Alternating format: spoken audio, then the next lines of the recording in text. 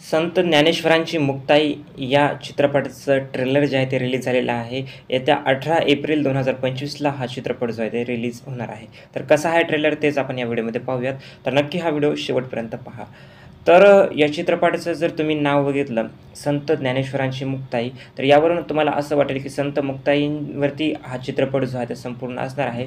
परंतु चित्रपटाच्या पोस्टरमध्येच चित्रपटाचे जे दिग्दर्शक आहेत दिग्पाल लांजेकर त्यांनी नमूद केलेलं आहे की हा चित्रपट जो आहे श्री ज्ञानेश्वरांची जे संपूर्ण कुटुंब आहे त्यांच्या आयुष्यावरती असणार आहे. त्यामुळे तुम्ही नावावरतून असं समजून घेऊ नका की हा चित्रपट जो आहे फक्त संत ज्ञानेश्वरांची मुक्ताईवरतीच जे आहे ते दाखवणार आहे किंवा त्यांच्या ओरिएंटेड आहे. नक्कीच ट्रेलरमधून तसं वाटतं देखील की संत ज्ञानेश्वरांची मुक्ताई जी आहे त्यांच्यावरती जास्त फोकस करण्यात येणार आहे. परंतु त्या व्यतिरिक्तही त्यांनी चित्रपटाच्या ट्रेलरमध्ये बाकी सर्व जे कॅरेक्टर्स आहेत, बाकी त्यांचे आईवडील असतील किंवा संत ज्ञानेश्वर असतील किंवा त्यांचे भावंड असतील, त्या सर्वांवरती देखील फोकस जे आहे ते केलेला आहे. आता चित्रपटाच्या ट्रेलरविषयी जर बोलायला गेलं तर चित्रपटाचा ट्रेलर जे आहे चांगला दिसत आहे मी असं म्हणेल.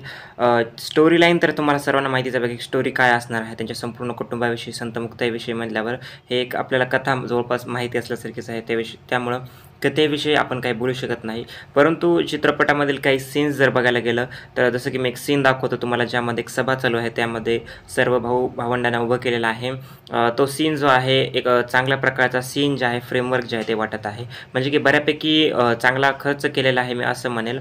परंतु मराठी इंडस्ट्री खूप मागं पडत आहे ते म्हणजे काही ठिकाणी VFX जर तुम्ही बघितलं, सुरुवातीलाच एक सीन आहे की संत मुक्ताई विजेसारखे आहेत म्हणून, तर तो सीन असेल थोडाफार नकली असल्यासारखा वाटतो. परत दुसरा एक सीन एक आहे बघा, तो देखील आणि स्पेसिफिकली ते भिंतीवरतून चलतानाचा सीन जर पाहिला तर तो पण थोडाफार वियर्ड वाटतो. मेन म्हणजे या सर्वांना जरी आपण मागं सोडलं तर चांडव नावाचे मला वाटतं एक संत होते, त्यांचं देखील किंवा महाराज होते, त्यांच्याविषयीचे देखील एक सीन आहे बघा, तो देखील थोडाफार वियर्ड वाटतो. मला ती फ्रेमच आवडली नाही बघा, थोडाफार अलगच ती फ्रेम दिसली आणि ते ज्या वाघावरती बसलेले आहे ते वाघ देखील संपूर्ण नकली असल्यासारखं वाटतं. त्यामुळे नक्कीच या डिपार्टमेंटमध्ये मराठी इंडस्ट्रीला आणखी खूप सारं काम जे आहे ते करावे लागेल.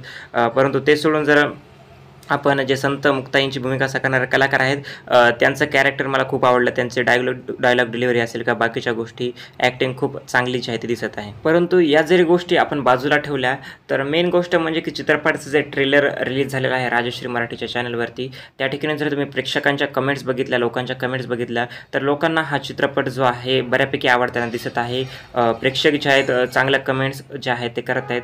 फक्त प्रत्येक मराठी चित्रपटासोबत जसं होतं की फक्त कमेंट्सच चांगल्या येतात आणि रिस्पॉन्स कमी होतो, तसं या चित्रपटासोबत होऊ नये. कारण की दिग्पाल लांजेकरांचं नाव याच्यासोबत जोडलेलं आहे.